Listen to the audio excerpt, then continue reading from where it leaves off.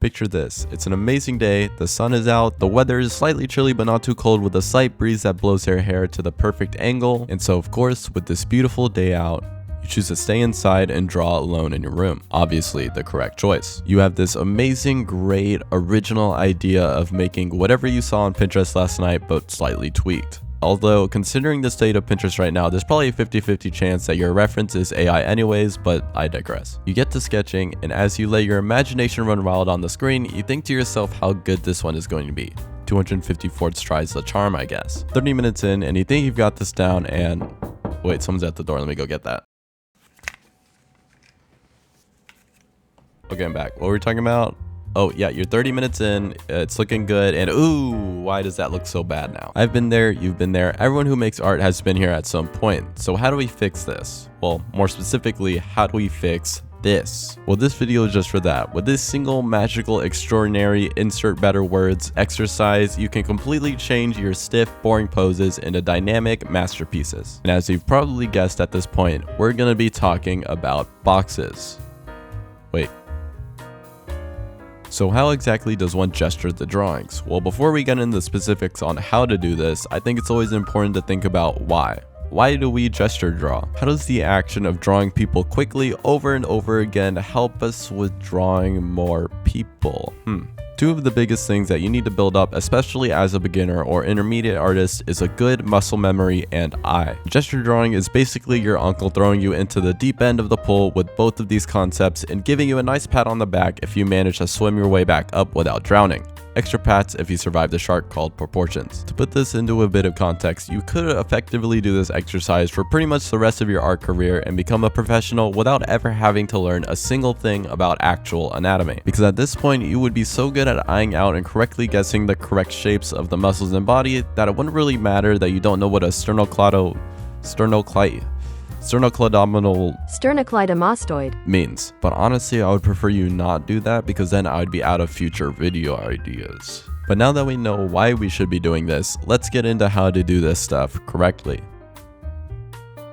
So here we are with this reference. If you guys want to know where to find good references, guys, it's 2025. Literally just search up gesture drawing references. Oh, keep in mind, most of these sites will have naked people on by default, so I would advise not opening those in public unless you want weird stares directed at you, which honestly, statistically speaking, probably one of you would, you little masochist. So how do we start from here? While there's no real correct way to start, there is a lot of different methods that make this easier to approach, with one of the most common ones being the line of action. The line of action is basically in the name, the line that is the main action of your pose. This line is most commonly aligned with the spine of your reference, and if you want a bit more guidance on other body parts, then you can make even more lines for those things as well. After this, you place the shapes of the body on top of that line, and there we go. It's that simple. But if you're like me and you find it a bit annoying to have to draw sketch lines or make multiple drafts of something that you're gonna make in, say, a 1-minute timer, you could just go straight into the shapes. Not that I would advise to do that right away if you're a beginner, but at the same time, I mean, it works out for me, so might as well try it out. Speaking of shapes, let's get into the general shape of the body so that we're on the same page. This is just for gesture drawing, so it's not going to be anything in depth, just really rough shapes that you can use really quickly. For the head, it's an oval. It's a head. I think everyone knows the shape of that. For the body, there's two different sections, one for the upper body and one for the waist, with a gap in between that you connect with a line that represents the spine. The upper body is pretty much just going to be a bigger oval head shape, and the waist is going to be a smaller, sideways wide oval. If you want a more rigid shape for the past three shapes I just listed, boxes work really well for that, and if you want a good visualization of perspective, I would say they work even better than the ovals. The arms and legs will be cylinders, the feet will be triangles, the hands will be, hands, and finally the joints like the shoulders and knees will be spheres. Now I say these are the general shapes of the body, but since we're doing gesture drawing, honestly anything works fine as long as it conveys the movement and shape of the body correctly. I do think keeping these shapes in mind will help you when you want to go beyond just gestures and think more three-dimensionally, such as when you're making a rough drawing for a gesture drawing. But now that we're past a lot of the technical stuff when it comes to drawing gestures, which probably a lot of you have already heard of by now, if not, that's totally fine, you know now, but let's get into my tips and tricks on how I get the most out of my gesture drawings.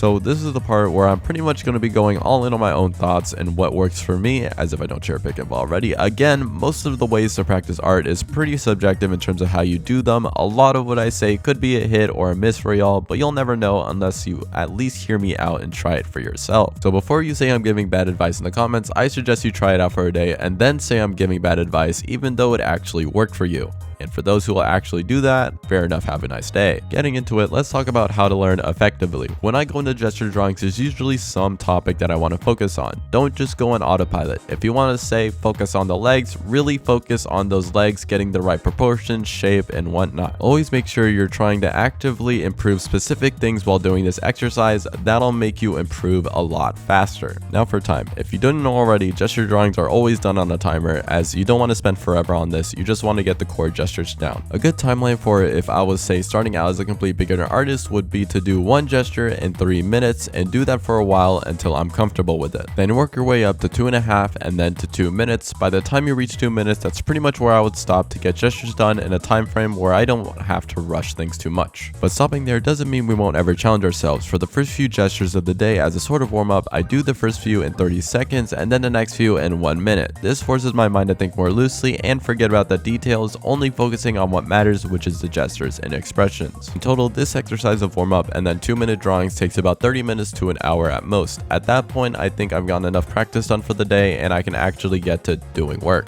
Now, I'm about to hook y'all up with some secret, life-changing gesture drawing advice, so it's time to listen up. For the first few years of doing gesture drawing, I would always get the head proportions wrong, like all the time. I was really good at just making the head too big or too small. It was really infuriating. So a while ago, I came up with a revelation. This entire time, I've been starting my gesture drawing from the head, which I believe most other artists do. So what if I started from the body? And from this one change, my proportions have gotten so much better. I don't think I'm alone in that, so if you're having that specific issue, I suggest trying that out, and you're welcome if it works. But that doesn't mean you should only ever start from the body either. I think the most effective way to start is the point of interest. What sticks out to you the most when you first see that reference, and then branch out from there. Basically the same concept of start big and then go small. A few more things. I don't know if I said this earlier, but unless you severely mess up on something, try to avoid using undo and eraser. If you're doing this traditionally, just use a pen. If we're working 2-minute time frames, we don't want to go back unless it's really a big mess up, like the direction of a leg or something. Revisiting the head, the way I do it is by drawing the midline and then the eye line and then a circle for the skull, making shapes around that if you have time, not sweating on the eyes or the nose. We don't have time for that. If you're working traditionally, I like to color code for different time frames: red for 30-second 1-minute warm-ups, green for 2 minutes, and black for longer than that.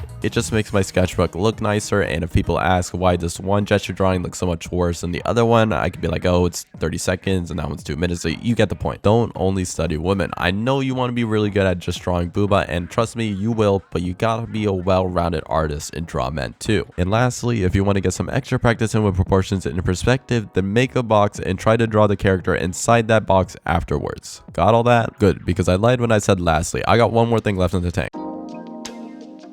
Quick section about figure drawing. Basically just gesture drawing, but with a longer timer, and you actually gotta render stuff now, kind of like a bridge between life studies and gesture drawing. When I do these, I don't really set a timer per se, but I usually try to keep it within 20 to 30 minutes. Nothing too much to say about these, but if you're doing this with a naked person, you really want to make sure that you're getting the anatomy and form right with your shadows. This is the time when you start to really get those shapes of the muscles down, but I usually don't do figure drawings of naked people. I just do them with clothed people when I'm bored and can't think of what to draw. W self-taught artistry right there. But yeah, there you go. You can turn your boring poses into dynamic ones. All you got to do is draw hundreds, if not thousands of poses on a timer until you're better at drawing poses.